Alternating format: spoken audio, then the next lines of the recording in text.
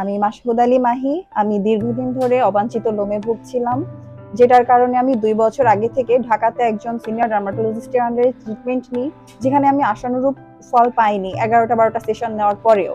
তারপর আমি যখন জানতে পারি আরিফা ম্যামের কথা, যে গাজী মেডিকেলে আরিফা ম্যাম আসছেন, তারপর হচ্ছে আমি স্কিন রিজেনিভেশন সেন্টারে আসি এবং ম্যাম আমাকে হেয়ার রিডাকশনের, লেজার হেয়ার রিডাকশনের একটা ট্রিটমেন্টের কথা বলেন এবং ম্যামের থেকে আমি অলমোস্ট তিনটা তিনটা হচ্ছে ট্রিটমেন্ট সেশন নিয়েছি এবং আমার মনে হয় যে আলহামদুলিল্লাহ আমি অনেকটাই সুস্থ হয়ে গেছি। আর 2টা হলে আমি ফুলফিল সুস্থ হয়ে যাব।